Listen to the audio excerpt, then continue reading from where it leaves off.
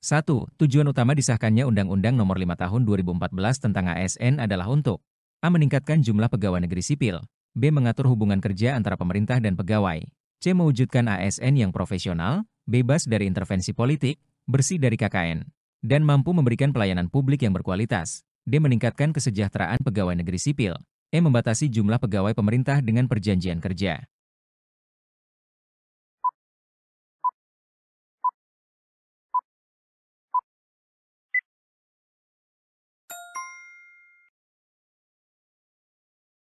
UASN 2014 secara komprehensif mengatur tentang manajemen ASN, dengan tujuan utama menciptakan ASN yang profesional dan berkualitas untuk memberikan pelayanan publik yang optimal. 2. Dalam rangka meningkatkan kompetensi ASN, PP November 2017 mengatur mengenai pengembangan kompetensi. Manakah dari berikut ini yang tidak termasuk dalam bentuk pengembangan kompetensi ASN? A. Pelatihan teknis, B. Studi banding, C. Promosi jabatan, D. Rotasi jabatan, E. Pengembangan karir.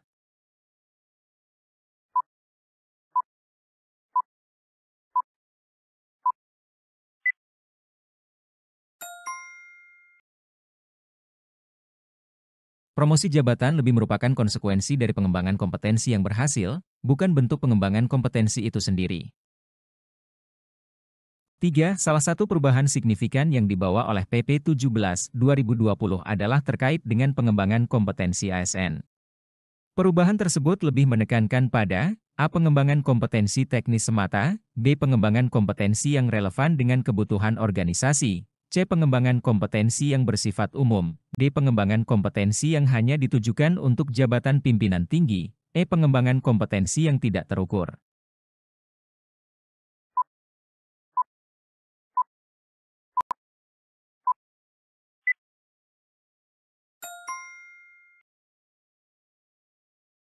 PP 17/2020 menekankan pentingnya pengembangan kompetensi yang relevan dengan kebutuhan organisasi dan kinerja individu ASN.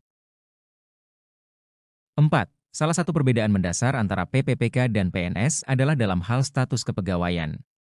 Manakah dari berikut ini yang tidak merupakan ciri khas status kepegawaian PPPK? A. Berbasis pada perjanjian kerja, B. Jangka waktu tertentu, C. Hak pensiun yang sama dengan PNS, D. Evaluasi kinerja secara berkala, E. Pengangkatan berdasarkan seleksi kompetensi.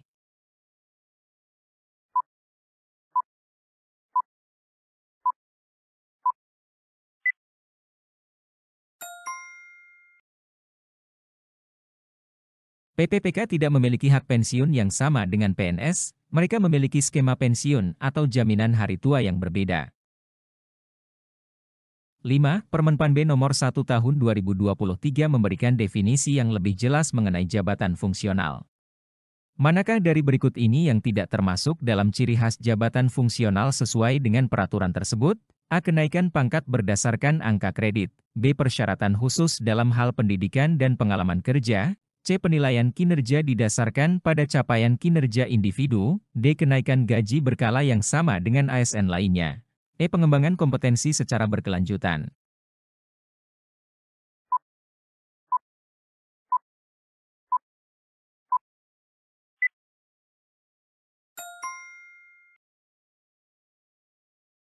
Kenaikan gaji berkala untuk jabatan fungsional umumnya berbeda dengan ASN lainnya. Kenaikan gaji pada jabatan fungsional lebih didasarkan pada angka kredit yang diperoleh dari hasil kerja. 6. Salah satu konsep penting dalam asesmen kompetensi adalah validitas isi. Manakah pernyataan berikut yang paling tepat menggambarkan validitas isi dalam konteks asesmen kompetensi? A. Sejauh mana instrumen asesmen dapat mengukur konstruk yang sama secara konsisten, B. Sejauh mana butir-butir soal dalam instrumen asesmen mewakili sampel perilaku yang ingin diukur. C. Sejauh mana skor yang diperoleh dari instrumen asesmen berkorelasi dengan kriteria eksternal. D. Sejauh mana instrumen asesmen bebas dari kesalahan pengukuran. E. Sejauh mana instrumen asesmen dapat memprediksi kinerja masa depan.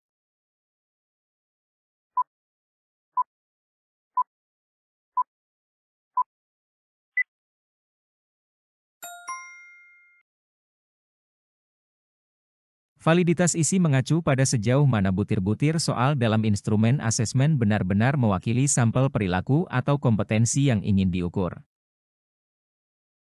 7. Salah satu konsep dasar dalam manajemen SDM berbasis kompetensi adalah kompetensi inti. Manakah pernyataan berikut yang paling tepat menggambarkan kompetensi inti? A. Kompetensi yang spesifik untuk suatu jabatan tertentu. B. Kompetensi yang dimiliki oleh semua karyawan di suatu organisasi. C. Kompetensi yang membedakan organisasi dari pesaingnya. D. Kompetensi yang diperlukan untuk mencapai tujuan jangka pendek organisasi. E. Kompetensi yang hanya dimiliki oleh karyawan senior.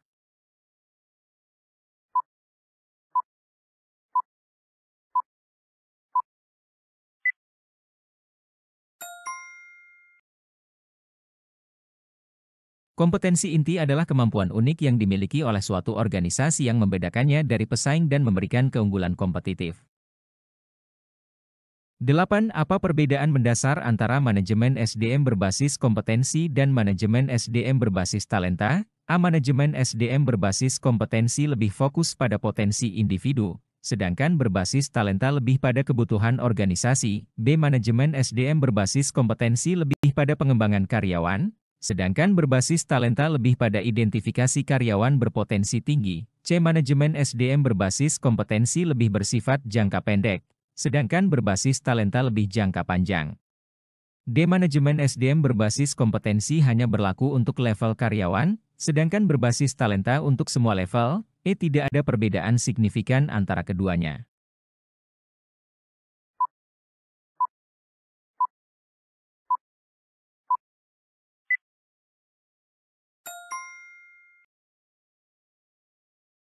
Manajemen SDM berbasis kompetensi lebih menekankan pada pengembangan semua karyawan untuk mencapai kompetensi yang dibutuhkan, sedangkan manajemen SDM berbasis talenta secara khusus mengidentifikasi dan mengembangkan karyawan dengan potensi tinggi untuk posisi strategis di masa depan.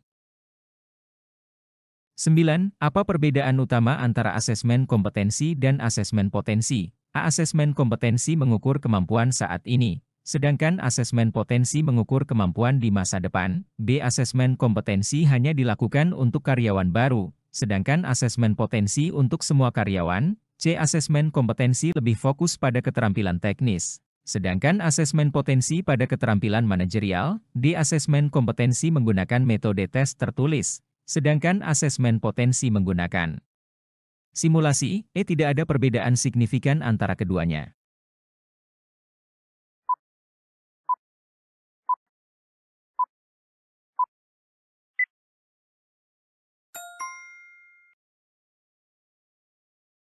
Asesmen kompetensi mengukur kemampuan, pengetahuan, dan keterampilan yang dimiliki seseorang saat ini, sedangkan asesmen potensi lebih berfokus pada prediksi kemampuan seseorang di masa depan, termasuk potensi kepemimpinan, inovasi, dan adaptabilitas. 10. Apa yang dimaksud dengan benchmarking? Dalam konteks monitoring dan evaluasi pemanfaatan hasil asesmen, A. Proses membandingkan kinerja suatu organisasi dengan organisasi lain yang sejenis. B. Proses menetapkan standar kinerja yang harus dicapai oleh setiap individu. C. Proses mengukur tingkat kepuasan karyawan terhadap program pengembangan. D. Proses mengidentifikasi faktor-faktor yang mempengaruhi kinerja karyawan. E. Proses mengukur tingkat pengembalian investasi dari program pengembangan.